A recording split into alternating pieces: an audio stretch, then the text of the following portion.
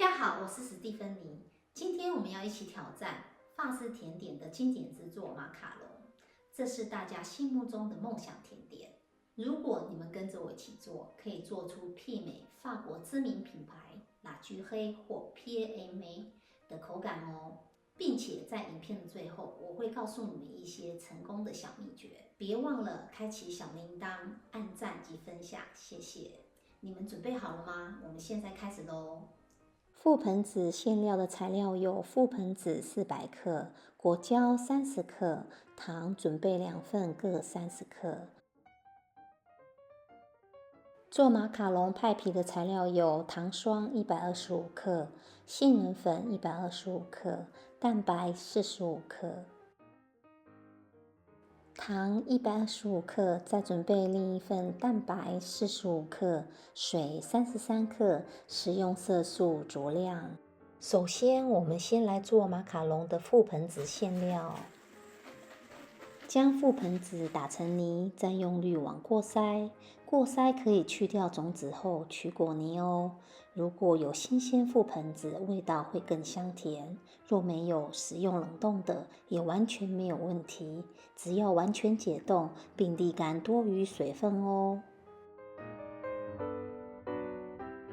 加入30克的糖，在果泥里面搅拌均匀。接下来把果胶和另一部分的糖混合在一起。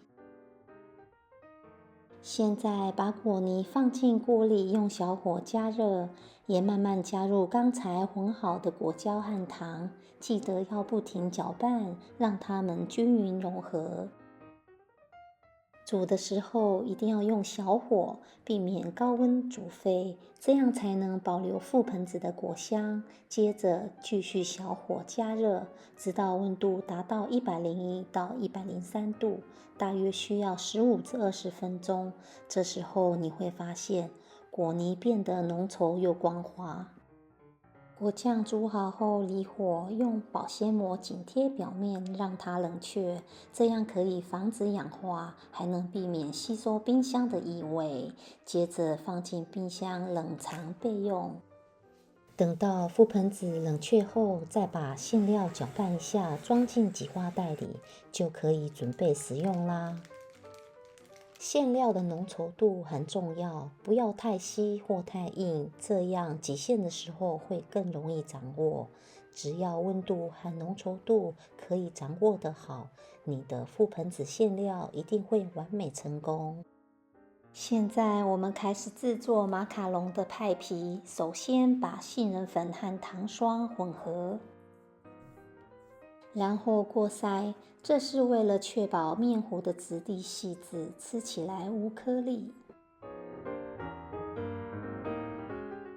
为了让它更细腻，可以再用搅拌机或果汁机稍微再打一下。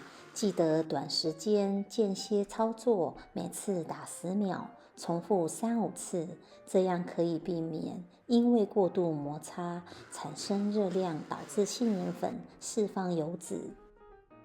最后打完再过筛一次，就能得到非常细致的派皮粉了。接着加入蛋白搅拌，混合成浓稠的杏仁糊备用。现在我们开始制作意大利蛋白霜，把糖和水用中小火加热，煮到111或113度。这时就要马上开始打发蛋白。意大利蛋白霜成功的关键：一、打蛋用的器具必须无油无水，确保器具干燥；二、蛋要室温，分离蛋白也要确保蛋白中完全无蛋黄残留，也没有其他杂质在蛋清里；三、避免过度打发，导致出水或分离，难以挽救，建议重新制作。你们只要注意这几点，蛋白霜一定能成功。等糖水温度到118至119度时，这时候要注意糖浆不要一次倒太快，不然容易让蛋白消泡，要沿着锅边慢慢倒进蛋白里。蛋白也要从低速开始打发，起泡后逐渐转中高速，这样能建立稳固的气泡结构。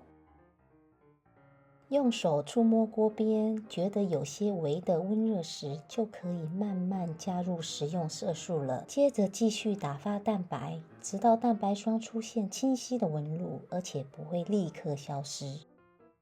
现在蛋白霜像浓稠的奶油一样，能够堆积起来且不会塌陷，这样就代表蛋白霜打好了。接下来可以进行下一步啦。马上把一半的蛋白霜加入杏仁糊，温柔的搅拌，再把剩下的蛋白霜分成2次，慢慢的轻柔拌匀，直到杏仁糊呈现光滑的质地。注意搅拌的时间总共不要超过5分钟哦。把拌好的杏仁糊装进挤花袋里备用。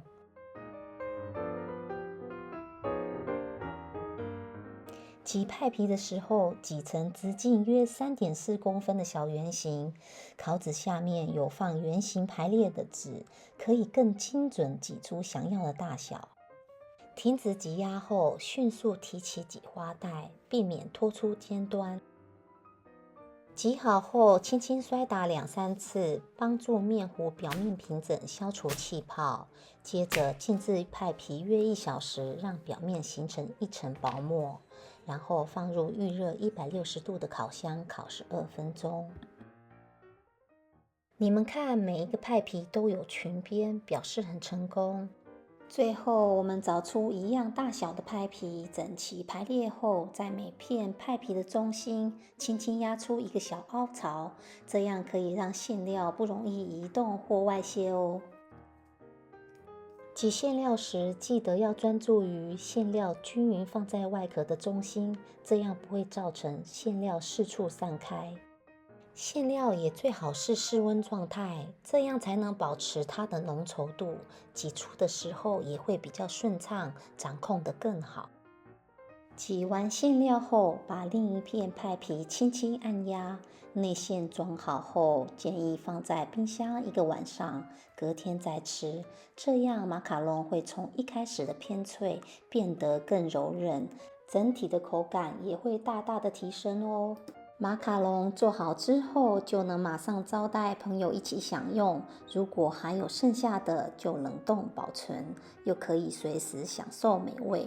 如果你们看完影片还有什么问题，可以留言告诉我，我会尽快答复。谢谢。